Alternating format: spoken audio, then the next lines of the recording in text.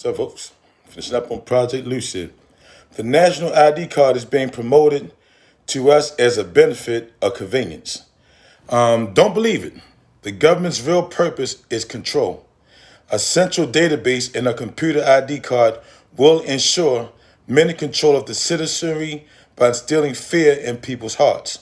As Rupert Butler wrote in his book, An Illustrated History of the Gestapo under Nazism, all German citizens had to carry identification and could be stopped at any time by either civilian or military police.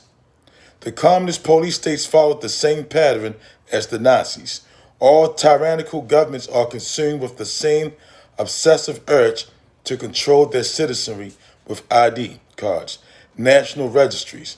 Don McClellan, in his The Acquisition Intelligence Advisories, writes, in all communist countries, the citizens or slaves must carry identification papers on their person at all times and must be ready to present their papers to communists. Authorities at all times, at border checkpoints, in trains or bus stations, airports, roadblocks, every such citizen's fear of the ominous words, "Show me your papers." But those papers were not computerized. The new national identification card being pushed by the President administration will ultimately be a computerized smart card that can carry hundreds of pages of data, up to 2,000 pages on each American citizen. The establishment, the New World Order crowd, their employees are very close to locking the chains on all Americans.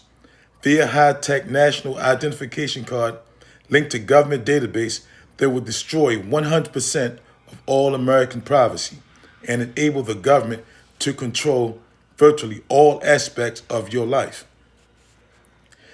To vividly illustrate the truth of what Don McClellan is saying, we have the bloody example of what happened in Rwanda, the country in Africa where in 1995, up to 1 million men, women, and children were bludgeoned, shot, and hacked to death in mass killings by the military forces and by rival tribal groups.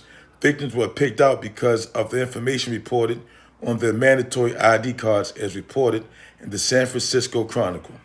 Rwanda will no longer distinguish between Hutus and Tutsis when it issues new ID cards, ending a practice that helped Hutu militias to select their victims in the last year's genocide. Officials said yesterday.